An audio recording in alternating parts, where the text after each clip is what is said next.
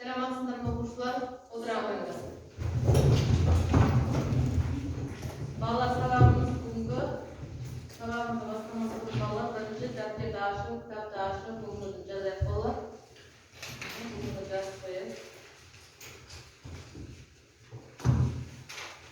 Bugünkü sabahımız ballar bizden rasyonel sınırға amallar қолдану.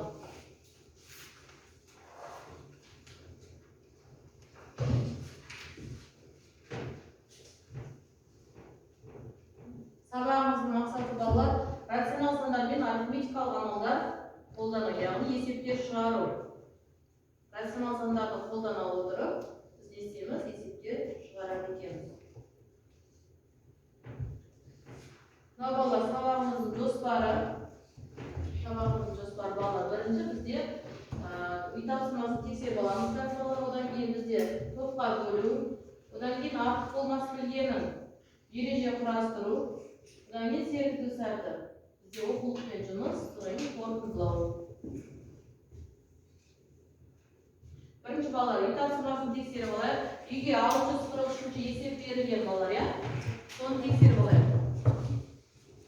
Әркім балалар өзі тексереді. Шартындарға бар балалар, я? Әркім өзі тексереді. Тексеремізді дұрыс болса, мына жерден балдарыңды аласыңдар. Әркім өзінің балдарын алсын.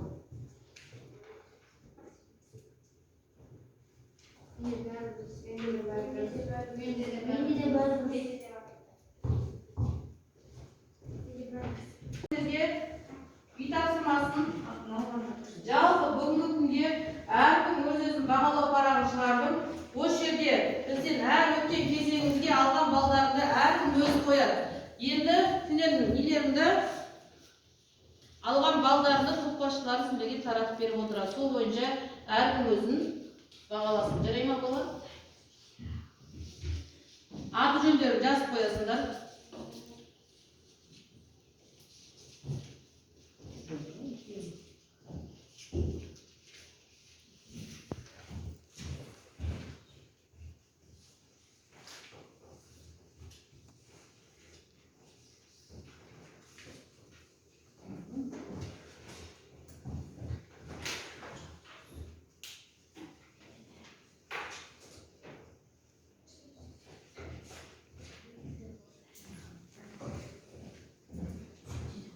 Жарайды балалар. Енді балалар бізде топымызға ат қойып алайық. Бір есептен шығарайық. Әр топ, бірінші топ, санжарда отырған топ. Бірінші есептің шешімін табамыз. Екінші топ, бізде қыздар әмір отырған топ. Үшінші топ, есепті шешімін табамыз. Сөйтіп жауабын маған айтыңдар.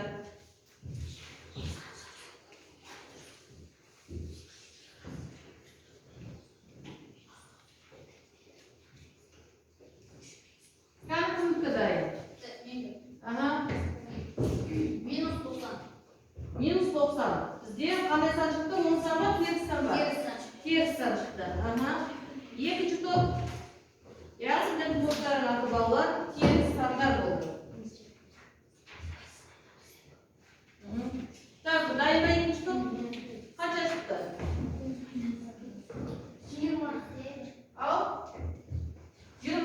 10 сан ба, теріс сан ба? Теріс. Ау? 20. 10 сан. 10 сан. Сендердің топтардың аттары 10 сандар екен. Ең үшіншісінде неге? Жауабы 0. 0. Жауабы 0. Сендердің топтардың аты 0 сан. Аты теріс сандар, 10 сандар және 0 саны болды. Балалар, енді осы бойынша біз жұмыс жасайды екенбіз. Бірінші міне балалар, артық болмас білгенім. Бізде кішкене ой қозғау. Әр топқа, мысалы бірінші топ бізде не болды? Теріс сандар ма? Теріс сандарға бірінші есеп, одан кейін 10 сандарға екінші есеп, 0 санына үшінші есеп. Топ болып ақылдасып шығарсаңдар да болады балалар. Ал қанша ішінде 10 сан мен теріс сан азайтылады, азайтылады. Қандай сан шығады нәтижесінде? Минус сан шығады. Оны не істейміз? 74-ке көбейтеміз, теріс сан шығады. Одан кейін оны 264-ке көбейтеміз. Екі теріс сан көбейткенде нәтижесінде 2 минус көбейткенде не болса? 10 сан шығады. оң саннан одан кейін 145 не істейміз? Азайтады етеміз.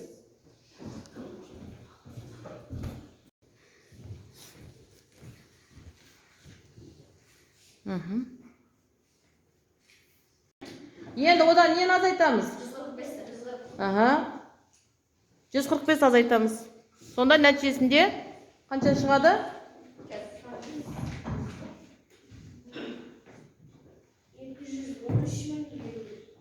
Қанша? Таң ба? Мына жерде көбейткенде бізде оң сан шықты ғой. Нәтижесінде оң сан шығу керек. Екі жағында оң сан болса, ішінде де оң сан болса, таңба оң сан.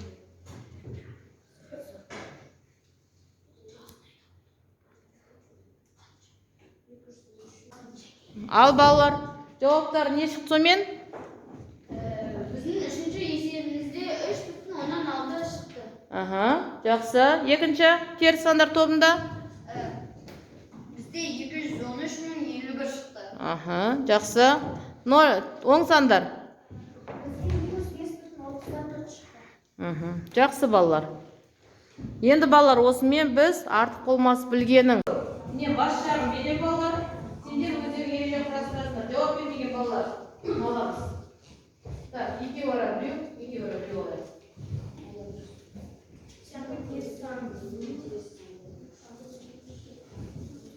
Жауап бермеген оқытқан балалар, ат салсамыз. Ат салсамыз.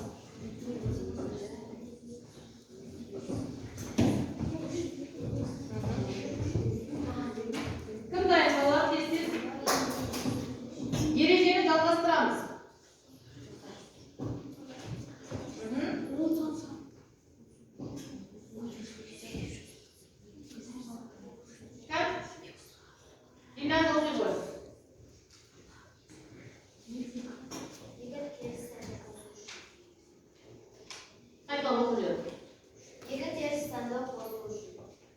Не істейміз?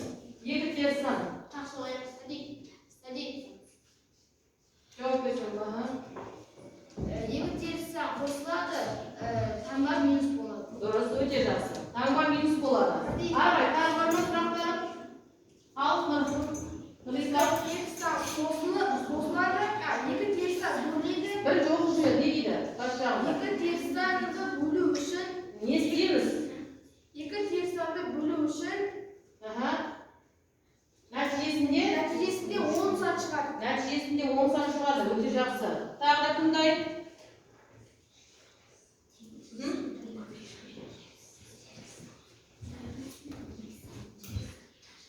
Шәки айта ғой. Шәкизат, не дейді? Дауыс шығарамыз. Таңбалар әртүрлі екі санды бөлу үшін.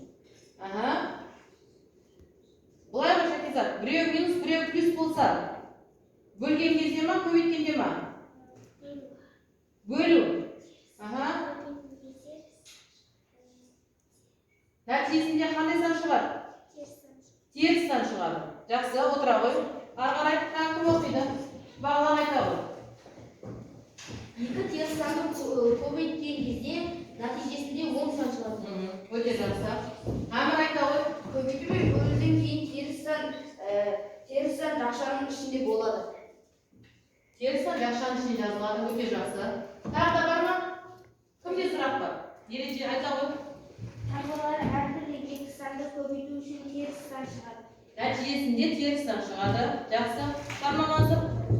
Таңбалар әртүрлі санды қосу үшін нәтижесінде теріс сан шығады. Нәтижесінде теріс сан шығады. Оң қарасаш, айтып жатқан оқушылар тура алдына барып түсір. Негізінде қараңызшы. Жақшаның алдында теріс таңба тұрса, жақшаның ішіндегі таңба қарама қарсы болады. Қарама қарсы таңбаға ауысады. Жақсы балалар. Тексеру. Жаңағы айтқан ережелеріңізді негізімен ауызша тексердің балалар. Жақсы, өте жақсы айттыңдар. Енді балалар, кім жылдар? Бұл жерде балалар бізде есептеріміз екі топқа берілген негізінде есептер. Так, кім бізде қай топты бірінші айтады есептерін балалар? Есептейік.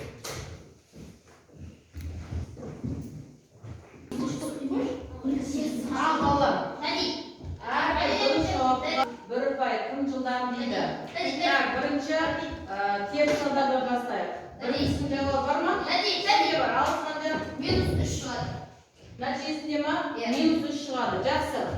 Балын алабыз ол жерден. Ары қарай тағы да екінші жауаптың жауабы бар ма? Екінші топ бар. Екіншісі. Мына есептің жауабы. Екінші есептің жауабы. Минус 5. Қанша? Минус 5. Минус 5 дейді. Көрейік. Плюс 5 шығады екен. Так, көк аламыз. Тағы да ары қарай. Ал, Нұрислам. Үшінші есепте минус 8 шығады. Минус 18 шығады. Қанша? 18.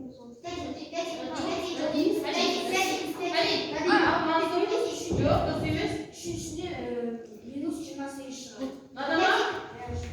Жоқ. Үшіншісінде бізде минус 8 шығады. Неге? Ал ана плюс 8 шығады. Плюс 8 шығады. Тексерейік. Міне жай ғана 8 шығыпты. Ары қарай, төртінші есепте. Ал, Бізде 40 шығады. 40 шығады. Жақсы, балдарды алып отырыңдар ары қарай. Жарай ма? Ары қарай, әбден айта ғой. 0. Жай ғана 0, иә? 0-ды плюс минус болмайды. Шәке, арасы düz. Ислам, айта қойшы, сен айта қойшы. Плюс 69. 65, плюс 65. Жақсы. Ары қарай. Шығара берейік. Ал. Минус 999. 999. Плюс Минус 9, 19 дедің ба? 99 дедің ба? 999. Минус емес, плюс болады.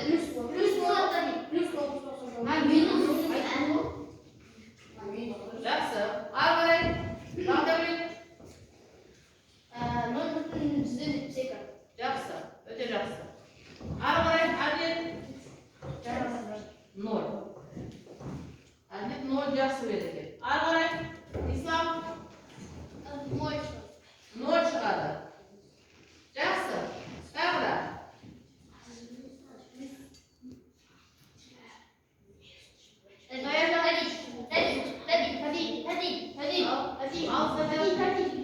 Минус 89 шығады. Мына екеуі балалар жақшаны ашқан кезде мен жаңағыны еледен сұрадым. Жақшаны ашқан кезде жақшасы таңба, қарамаға таңбаға ауысып кетені екен. Ең соңғысы Бағдәулет. Минус 8. Минус 8. Міне балалар, жақсы. Өз жауап берген балалар өздерінің балдарында ала алмайды. Жауап бермегенде күнделікті пустой қалады, иә? Бос қалады. Ары қарай. Балалар бізде 8 сәті. Так, қаламсақтарымызды қояйық. Бері қараймыз. Жай ғана 8 сәті. Кішкене ойымызды бөлейік.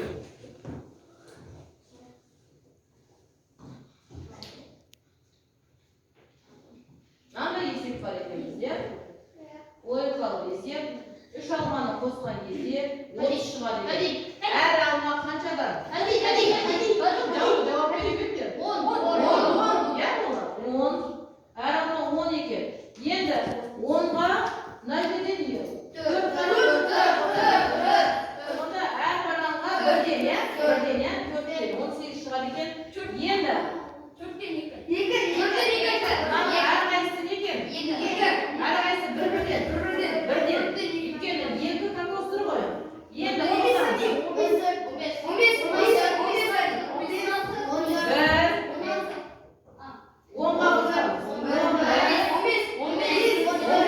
қосамыз. 14. Бананның біреуі жоқ қой балалар, байқадыңдар ма? Бананның біреуі жоқ. Әдейі мына жерде айтып жатыр балалар. 4 банан, әрқайсысы бірден деп айтып жатыр. Жақсы, иә? Логикалық есеп. Ары қарай балалар. Бізде балалар оқулықпен жұмыс. Енді бұл жерде кітапты ашамыз балалар. 645-ші бетті ашамыз. 645-ші бетті ашайық балалар. 645-ші есеп. Осы есепті шығарамыз. Мына жерде балалар бізде шиырманы жазылған. Бізде.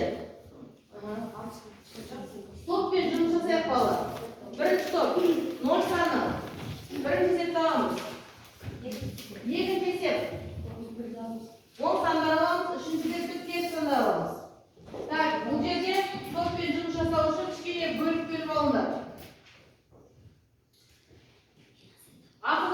сандар да болады.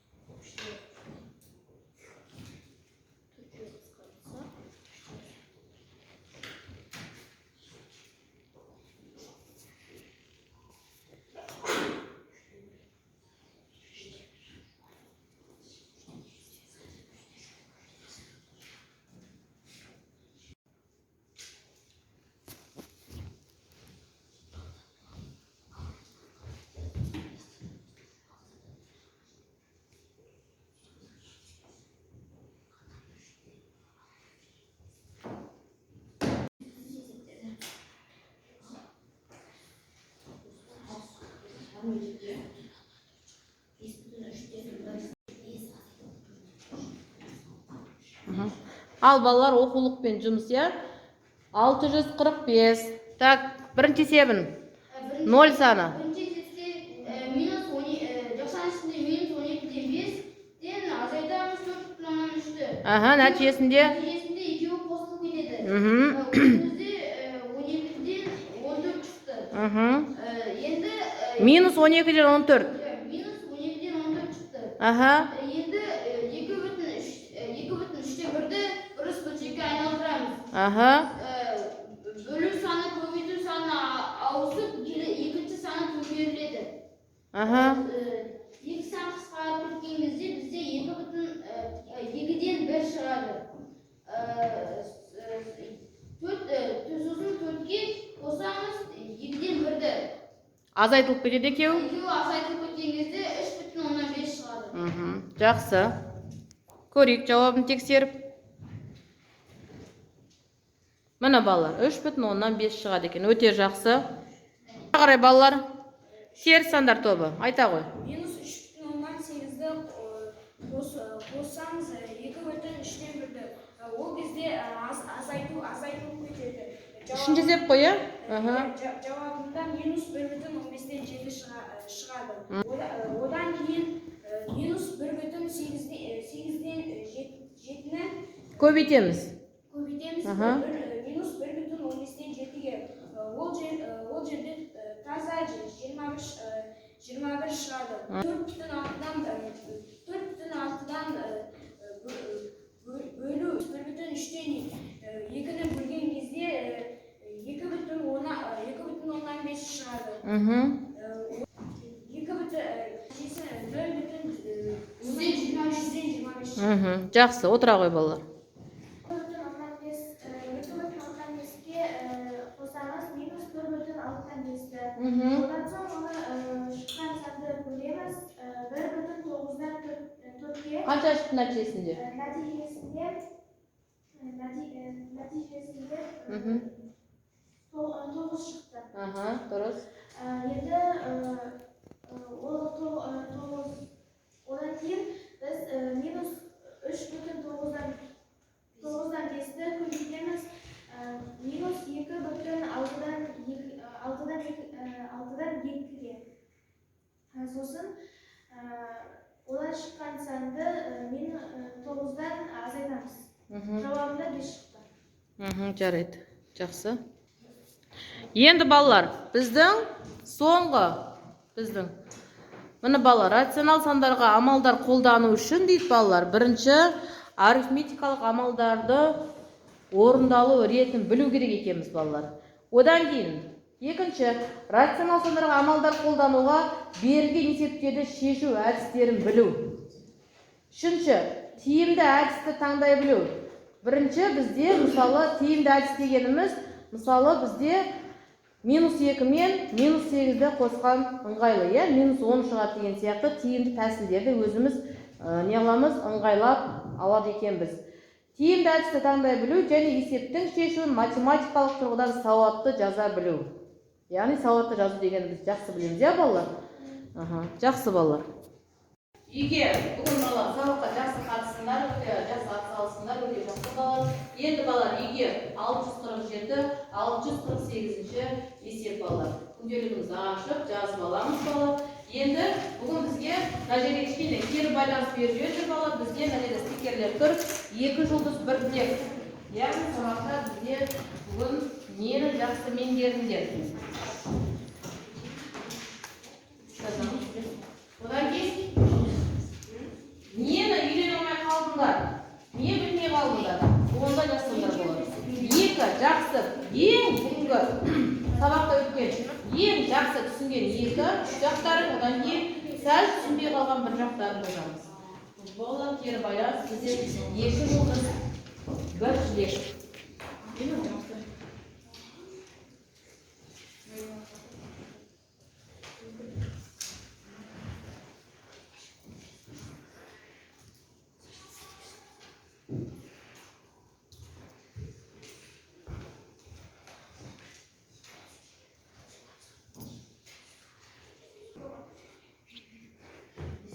Жақсы балалар. Енді жазамызға кері байланысты жаздық па?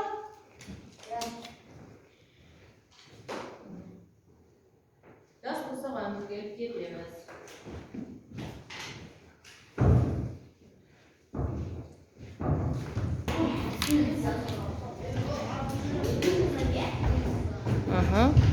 Жақсы балалар.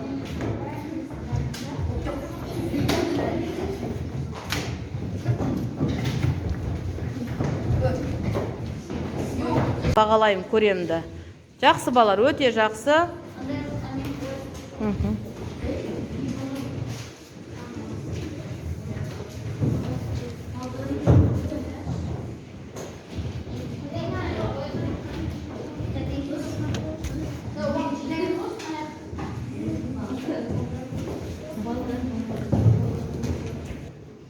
Жақсы балалар, бүгінгі сабағымыз осымен аяқталды. Сау болыңдар балалар.